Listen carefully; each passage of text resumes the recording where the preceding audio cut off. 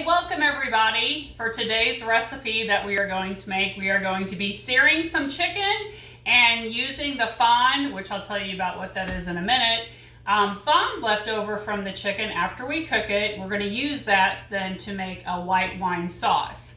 Sounds really complicated, I'm sure, but trust me, it is not, okay? So all the magic happens with our stainless steel non-stick 12-inch skillet, okay? So if you've never cooked with stainless before, what's great about stainless is that you can cook it on high heat. And it is the perfect tool in your kitchen that you can use for sauces and gravies, and also if you want to sear like chicken or other meats, etc. So people used to be frustrated with stainless steel dough because it would stick and it would be hard to clean. But with this really great non-stick coating inside of our stainless steel pan, you don't have to worry about that anymore. So you have all the benefits of stainless, plus it's easy to clean up and your food's not gonna stick, okay? So the first thing we wanna do is we wanna get our pan nice and hot, and we wanna go ahead and add some oil in it too. So we let that oil get hot. Trisha doesn't measure usually in her kitchen, so ain't nobody got time for that. So if you want to measure it, it'd be about a tablespoon to 2 tablespoons. So we want to go ahead and prep our chicken because that's what we want to cook first. And I have a couple chicken breasts here, but they're pretty thick.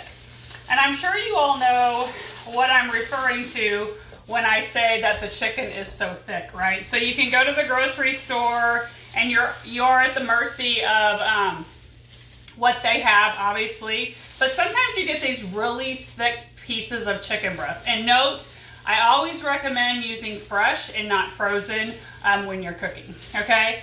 But with chicken breast, it's also the cheapest way to get protein into our recipes, okay? And also when you're cooking chicken, you know, I'm sure you all have had this where you've had some dry chicken, okay? So why that is dry is because we have such thick pieces of chicken that the outsides are done, the thinner part, but the middle part, the thicker part, isn't finished yet, so we keep cooking, right? In doing so, a lot of times your chicken will dry out, okay? So I'm gonna show you a way, a technique with a product that we have that you can actually thin down your chicken breast, okay? So I'm gonna be using our close and cut. That's what this little guy is right here. The insides are flexible, okay?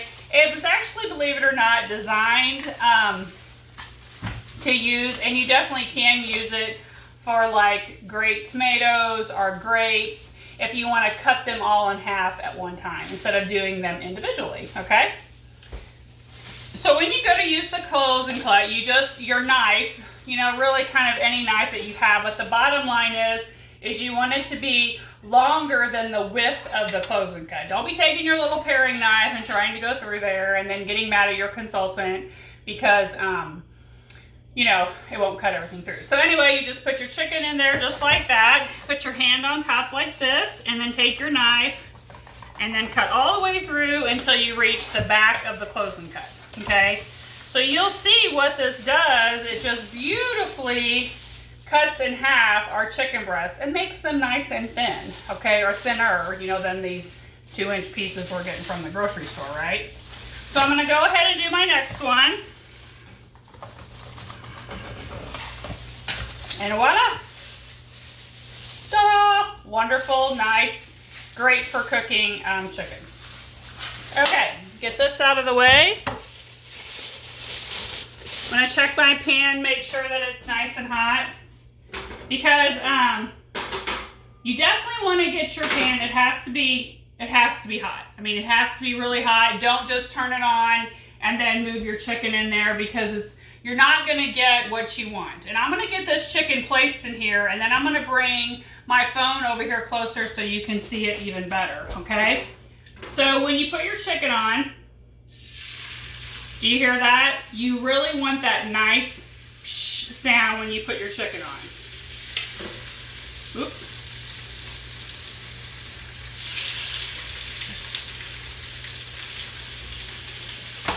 Okay, so I'm gonna bring you over. So that's what it looks like in the pan. Whoop, where'd you go? There it is.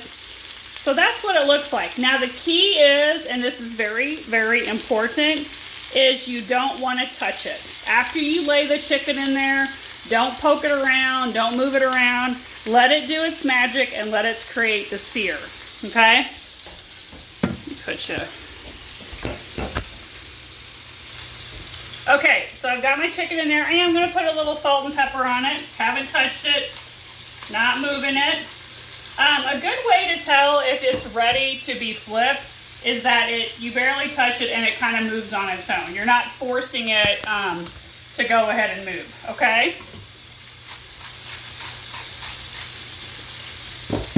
It's really hard for me because I want to poke it. Okay, so while this is doing its magic here, we're going to go ahead and dice an onion up, okay? So if you guys didn't realize this, onions are frequently used for our most savory ingredient when we cook, okay?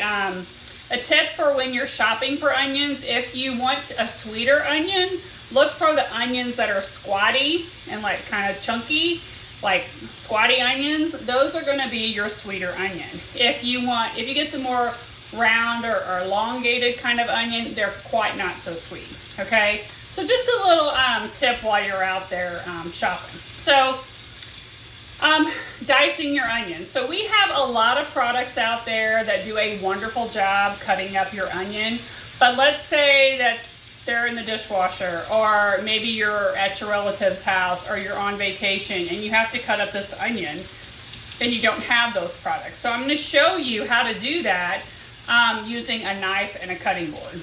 And regardless of what you have in your kitchen, whether it's Pampered Chef or not, one thing I will tell you is that you want to have at least one really good knife and one really good cutting board in your kitchen, hands down, okay? Okay, so to use the onion, and I went ahead and cleaned it and cut it in half, and what I did is I left everything attached to the root because that's going to be our guide, okay? So the skin's off and everything is like that.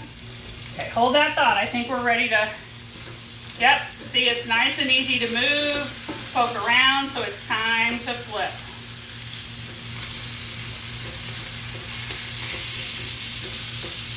And I actually did that a little soon. I probably should have left it just a hair longer, but okay. All right. So with our onion, to hold your knife, the proper way to actually hold your knife is to put your thumb on this side, wrap your hand around like this. It's called the pinch grip method. It actually gives you more control when you're cutting because you're using your entire arm and not just your wrist, okay? It's how professional chefs cook, and it is really, I love using it, and you have more control over your knife too. So with your onion, you're gonna, tip for this too, anytime you're cutting anything, slicing anything, or anything like that, it is always easier to do if we have a flat surface. So that's, why I cut the onion in half like this, okay? So what we're gonna do is we're going to leave the root out, and we're just going to make these little slices almost all the way up to the root, the top part of the onion there, okay? So we're going to turn it, then when you go like this, you just have these really wonderful diced onions. Then you can lay it on its side and kind of go around it to get the remaining part and all that great onion. So there you have it. There's your really awesome diced onion, okay? I am gonna go ahead and do another one. We probably won't use all of this onion, but I have it. I might as well cut it for you guys. So again, just get really close to the top of that. Use it as your guide. Turn it to its side. Don't I look like a professional chef?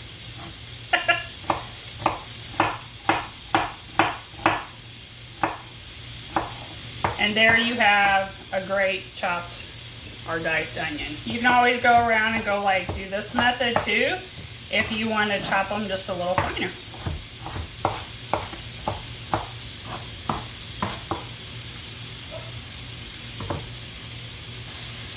So So I do have to tell you this too. This is a great way, you know, that you can always use fresh onion when you're cooking. Please do not buy those already pre-cut onions in the store. The first time I saw that in my grocery store, I about had a heart attack. I was like, oh, there's no flavor in there. Who knows what they have put on it to keep the shelf life longer for it. I mean, this is just the best way to get the best flavor when you're using an onion, okay? Okay, so our chicken is finished, and we're gonna go ahead and take them out of our stainless steel pan and move them onto a plate. You can see they're nice and tender, and they have that juicy, you know, sear, and they're not dry. You can put them, you know, to keep them nice and warm, you can put like aluminum foil over it, you know, just to kind of keep them heated. I'm actually just gonna pop mine in the microwave really quick. Okay, so you don't want to turn your heat off your pan yet, because now we're gonna go ahead and make the sauce. And before I do that, I want to show you the bottom of my pan. That's from the chicken, and that's called fond, okay, F-O-N-D. Before I did Pampered Chef, I had no clue what fond was, right? But fond is that something that you can't buy in a store, okay? And it's what adds so much flavor to your sauces and to your gravies that it's just amazing, okay? So again, you get that when you sear like your chicken and things of that nature, it creates that fond down there, okay? So we're gonna add just a little bit more oil, okay? Then we're gonna go ahead and add, or I'm not gonna add all of these, but you know, a good chunk of my onions. So when you're doing your onions, you wanna let them cook, I don't know, 3 to 4 minutes, but you know, what you're really looking for is for them to be brownish, a little maybe translucent, you know, and then they're cooked a little bit. So I'll show you, I've got them in here and kind of what they're starting to look like here. Whoops, where are you at? There you go. See, they're starting to get a little brown and stuff. That's what we want. About 3 to 4 minutes.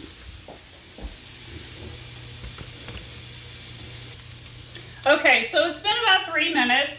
My onions look nice and brown, okay, kind of translucent. They're ready to go. Now we're gonna go ahead and add about 2/3 cup of a dry wine. I do use a Chardonnay. It does not have to be expensive Chardonnay when you're cooking, okay? So we're gonna go ahead and add this. And what we want is we want the liquid, we just wanna kind of watch it until it's reduced by about half, okay? The smell smells so good. Okay, so our sauce is just about there. Maybe another minute or so.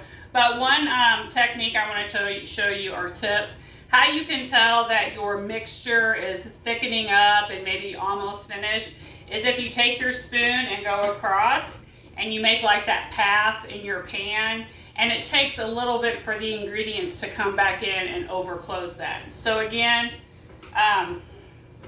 you just make like a spoon like that, and it takes a little bit for those ingredients to get back in. Okay, so the next thing we want to do is, it has reduced about by half. We're going to add a pat of butter, and that actually just gives it this nice luxurious kind of texture slash look. Okay, we're going to go ahead and let that melt. And then the next thing is we're just going to go ahead and plate our chicken and put our wine sauce over top. All right, so the sauce is ready. I've got my chicken on the platter. I want to go ahead and just spoon over the white wine sauce on top of my chicken. So you see how wonderful that sauce looks in there, that white wine sauce.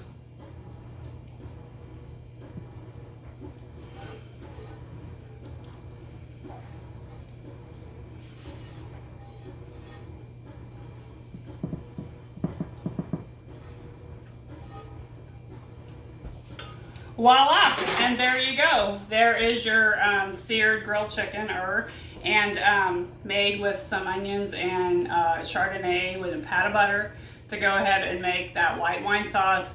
using the fond that we created when we cooked our chicken, okay? So very, very restaurant style, but very, very easy, and I mean easy to do, okay? So that's our finished product.